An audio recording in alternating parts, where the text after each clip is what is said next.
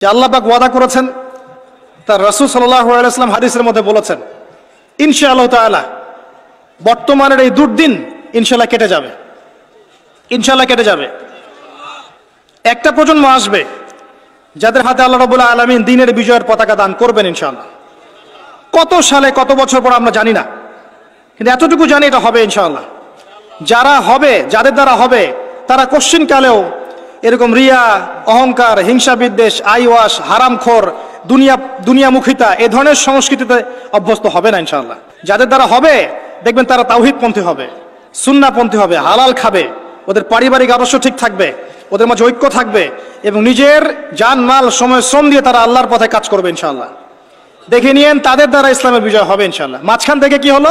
মাঝখান থেকে আমি, আপনি, আমাদেরকে আল্লাহ পাক একটা সময় দিয়েছিলেন 30 বছর, 40 বছর, 50 বছর, 60 বছর। এই সময়টুকুকে আমরা অপচয় করলাম, আর কিচ্ছু না। আর এই সময় একটা চান্স, একবার চলে গেলে আর কখনো আসবে না। ইমাজিন, আপনি মনে করেন ইউ আর ডেড, আপনি মারা গেছেন, তারপর বুঝবেন যে আপনি মারা যাওয়ার পরেও উম্মার কিছুই যায় আসে নাই, এই মহাবিশ্বের কিচ্ছু যায় আসেনি, আপনি এসেছেন চলে গেছেন। যখন ছিলাম পৃথিবীতে তখন আমি আমার উপর অর্পিত দায়িত্ব কতটুকু পালন করেছি এর হিসাব আমাকে দিতে হবে পরকালে কিয়ামতের মাঠে। আল্লাহ পাক আমাদের কথাগুলোর গভীরতা বোঝার তৌফিক দান করুন। আমরা সবাই চাই উম্মার উন্নতি, অগ্রগতি, প্রগতি এবং বিজয়, কিন্তু আমরা এখন যা যা কাজ নিয়ে ব্যস্ত আছি এগুলোতে ব্যস্ত থাকলে এই বিজয় অর্জিত হবে না। আমাদেরকে রাসূলুল্লাহ সাল্লাল্লাহু আলাইহি ওয়াসাল্লাম এবং সাহাবায়ে কেরাম রাদিয়াল্লাহু আনহুর মতো করে দ্বীনের পথে কাজ করতে হবে। সর্বপ্রথম দরকার ইলম, ওলামায়ে কেরামের সোহবত, তাসকিয়া, আত্মশুদ্ধি। আপনার দরকার ওলামায়ে কেরামের মধ্যে ইউনাইটেড একটা প্ল্যাটফর্ম, একটা যোগ্য নেতৃত্ব, সবাইকে নিজের ভাই মনে করার মানসিকতা, নিজের দেশ, জাতি, উম্মাকে একসাথে নিয়ে এগিয়ে যাওয়া, সবার কল্যাণকামী হওয়া। দরকার যুব সমাজের রেভলিউশন, যুব সমাজের আল্লাহর পথে প্রত্যাবর্তনের রেভলিউশন দরকার। আমাদের মেয়েদের যে অশ্লীলতার পথে নিয়ে যাওয়া হয়েছে এখান থেকে ওদের প্রত্যাবর্তন দরকার আল্লাহর পথে। আমাদের পরবর্তী জেনারেশনকে আবু বকর, ওমর, ওসমান, আলী রাদিয়াল্লাহু আনহুর মতো আদর্শ করে তোলা দরকার। অনেক কাজ বাকি আছে, অনেক কাজ বাকি আছে, কাজের বহু বাকি আছে, পথ এখনো যোজন যোজন দূর। আমরা এমন কিছু করে ফেলিনি এখনো যে বাংলার মাটিতে দিন কায়েম হয়ে গেছে, এমন কিছু করিনি আমরা এখনো। আর আমরা এভাবে হেলায় খেলায় যদি সবকিছু পার করতে থাকি, এখন যা আছে 10 বছর পর সেটাও থাকবে না। দেখে নিয়েন, দেখে নিয়েন, এখন যা আছে এভাবে যদি চলতে থাকি আমরা, আগামী 10 বছর এটাও থাকবে না। তখন আফসোস করতে হবে আগের 10 বছরই মনে হয় ভালো ছিল। হ্যাঁ, বিগত 10, 20, 30, 40, 50 থেকে যদি এভাবে কাজ করতে পারতাম হয়তো আজকে আমাকে অবস্থা দেখতে হতো না। কথাগুলো অনেকের মনোপুত হবে না আমি জানি, কিন্তু যাদের মনোপুত হবে না তাদের নিয়ে আমার মোটেও মাথা ব্যথা নাই। যেটা আপনাকে সত্য বলে মনে হচ্ছে এবং আল্লাহ আপনার কলবের মধ্যে ইনস্টল করেছেন, কোরআন সুন্নাহর মানদণ্ডে এটা সত্য, এই সত্য বলার সৎ সাহস আপনার থাকা উচিত। তার পক্ষে একজন মানুষ থাক আর 1 লাখ মানুষই থাক, যদি এমন কোনো কথা সত্য হয় যেটা কেউ বলেনি আগে, আপনার সাহস করা উচিত সেটা বলার জন্য। আজকে থেকে 6 বছর আগে বলেছিলাম যে পেপার মানি থাকবে না, বলেছিলাম। আগামী 10 বছরের মধ্যে দেখবেন ইনশাআল্লাহ তাআলা, ওয়াল্লাহু আ'লাম বছর কত, আগামী সময়গুলোতে দেখবেন পেপার মানি বলে কিচ্ছু থাকবে না, ডিজিট দিবেন, খালি ডিজিট। তার চেয়ে ডেঞ্জারাস বিষয় হচ্ছে এই ক্রিপ্টোকারেন্সির উপরে গভর্নমেন্টের কোনো নিয়ন্ত্রণ থাকবে না। ক্রিপ্টোকারেন্সির উপরে গভর্নমেন্টের কোনো নিয়ন্ত্রণ থাকে না, এটা আরো ডেঞ্জারাস। এতে করে একটা জাতির সম্পদ লুটে নেওয়া সহজ হয়। যারা এই কাজগুলো করছে পরিকল্পিতভাবে করছে, এমনি এমনি করছে না, সুপরিকল্পিত ভাবেই করছে এগুলো। অতএব যেটা বর্তমান, সেই বর্তমান সম্পর্কে যদি আপনি সচেতন না হন, আপনার কাছে মনে হবে যেটা ভবিষ্যৎ বক্তা মনে হয়, অথচ এটা ভবিষ্যৎ ছিল না, এটা বর্তমানই ছিল। আপনি বর্তমান সম্পর্কে গাফেল ছিলেন বলেই বুঝতে পারেন নাই। আর এখনো যেটা বললাম এটা বর্তমান, এটা ভবিষ্যৎ নয়।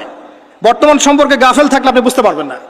লাহুম কুলুবুন লা ইয়াফকাহুনা বিহা ওয়া লাহুম আযানুন লা ইয়াসমাউনা বিহা ওয়া লাহুম আ'য়ুনুন লা ইউবসিরুনা বিহা উলাইকা কাল আনআম বাল হুম আদাল ওয়া উলাইকা হুমুল গাফিলুন।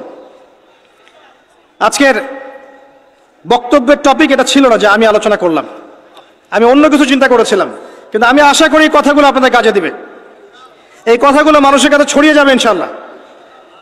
প্রথম কথা হচ্ছে উম্মার অবস্থা ভালো না, মুসলিম উম্মার অবস্থা এখন ভালো না। এখন সেই সোনালী যুগ চলছে না, এটা আবু বকর, ওমর, ওসমান, আলীর যুগ নয় রাদিয়াল্লাহু আনহুম।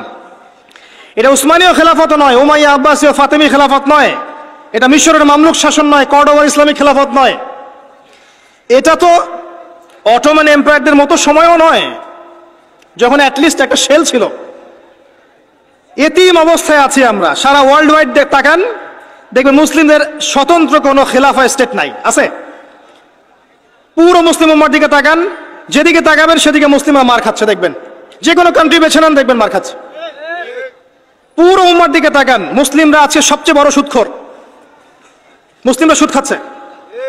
মুসলিম উম্মার যুবকরা আজকে নাস্তিক হয়ে যাচ্ছে।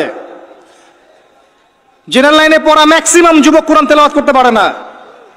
ম্যাক্সিমাম মেয়েরা আজকে বেপরদায় চলছে। ম্যাক্সিমাম আলেমদের মধ্যে আপনি দেখবেন বিভক্তি। উম্মা সেই সোনালী যুগে আর নেই এখন। পলিটিক্যালি আপনার কাছে কোনো পাওয়ার নাই, ইকোনমিক কোনো সেকশন নাই, স্বতন্ত্র কোনো ইকোনমিক সিস্টেম নাই, কোনো মিডিয়া নাই আপনার স্বতন্ত্র, স্বতন্ত্র প্রযুক্তিও নাই, স্বতন্ত্র সামরিক বাহিনী নাই। এবং কয়টা মুসলিম কান্ট্রি আপনি পাবেন যাদের পারমাণবিক অস্ত্র আছে? ওভারঅল সারা বিশ্ব জুড়ে আমাদের অবস্থা ভালো না, এটাকে বুঝতে হবে আপনাকে। এরপরে আপনাকে চিন্তা করতে হবে কিভাবে কাজ করা যায় ব্যক্তিগত পর্যায়ে, as a nation, as a উম্মা, as a family, as a organization, কিভাবে আগানো যায়। কোনো ফিকির দেখি না আমি যুবকদের মধ্যে এখন। কয়টা যুবককে আপনি দেখবেন যারা ফিকির করছে? জেনারেল লাইনে পড়া। কাদের মধ্যে ফিকির আছে? যখন আল্লাহ যাদেরকে দায়িত্ব দিয়েছেন তারা ফিকির করে না, আল্লাহ পাক অন্য কওমকে নিয়ে এসে ওদের জায়গায় বসায় দেন।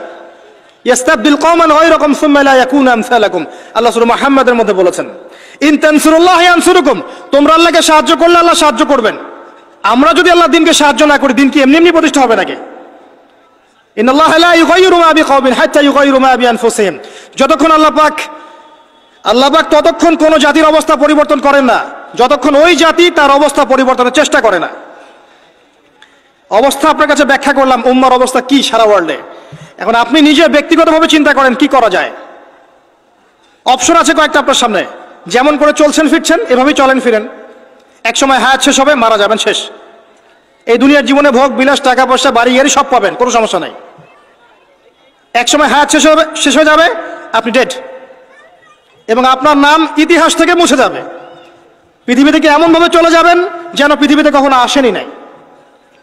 অপশন বি, আপনি নিজে যতটুকু বোঝেন আমল করেন, পরিবারটাকে ইসলামিক আদর্শে গড়ে তোলেন, পরিবার ছাড়া আর কিছু পারেন না, পরিবার নিয়ে পড়ে থাকেন, কোনো সমস্যা নাই, এটা একটা খেদমত। অপশন সি, আল্লাহ পাক আপনাকে আরো বেশি কিছু দিয়েছেন, পলিটিক্যাল পাওয়ার, সোশ্যাল পাওয়ার, উম্মার মধ্যে আপনি আলেম হয়েছেন, আপনার কথা আরো 10, 20, 30 জন মানুষ শোনে, এই মানুষগুলোকে তো দিনের পথে আনতে হবে, এটাও দিনের খেদমত। সবচেয়ে সেরা অপশন হচ্ছে এটাই, নিজে আমল করা, পরিবারকে বাঁচানো, সমাজের মানুষকে সচেতন করা। আল্লাহ পাক যতটুকু সামর্থ্য দিয়েছেন এই সামর্থ্য দিয়ে দিনের খেদমত করতে চেষ্টা কর। ছোট ছোট খেদমত ইনশাআল্লাহ পরবর্তীতে বড় উপকার নিয়ে আসবে ইনশাআল্লাহ। আল্লাহ পাক আমাদেরকে দিনের জন্য কবুল করুন, আমিন। যাবতীয় লৌকিকতা ত্যাগ করার তৌফিক দান করুন। যাবতীয় রিয়া, অহংকার, হিংসা, বিদ্বেষ, গীবত, তহমত, সমালোচনার সংস্কৃতি বর্জন করার তৌফিক দান করুন। আল্লাহ পাক আমাদের মধ্যে বিভক্তিগুলোকে দূর করে দিন। আল্লাহ পাক আমাদেরকে স্মার্ট মুসলিম হওয়ার তৌফিক দান করুন। আল্লাহ পাক আমাদেরকে বিশ্বের অবস্থা বোঝার তৌফিক দান করুন, উম্মার অবস্থা বোঝার তৌফিক দান করুন, যুগোপযোগী করণীয় ফিক্স করার তৌফিক দান করুন। আল্লাহ পাক আমাদের যুবক ভাইদেরকে হেদায়েত দান করুন, আমাদের যুবতীদেরকে আল্লাহ পাক দিনের পথে ফিরিয়ে নিয়ে আসুন। প্রত্যেক ঘরে ঘরে আল্লাহ পাক ইব্রাহিম তৈরি করে দিন, প্রত্যেক ঘরে ঘরে আল্লাহ পাক ইসমাইলের মতো সন্তান তৈরি করে দিন, প্রত্যেক ঘরে ঘরে আল্লাহ পাক হাজরা, সারার মতো স্ত্রী তৈরি করে দিন, প্রত্যেক ঘরে ঘরে খাদিজা রাদিয়াল্লাহু আনহা তৈরি করে দিন, আয়েশা রাদিয়াল্লাহু আনহা তৈরি করে দিন।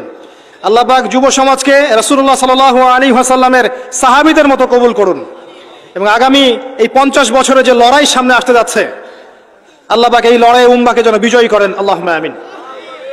উম্মার বিজয় সংগঠিত করানোর জন্য যেরকম ঈমান, আমল, ত্যাগ, মুজাহাদা, দাওয়াত, মেহনতের দরকার, আল্লাহ পাক আমাদের প্রত্যেকের কলবের মধ্যে এই চেতনা নাজিল করে দিন, আল্লাহুম্মা আমিন।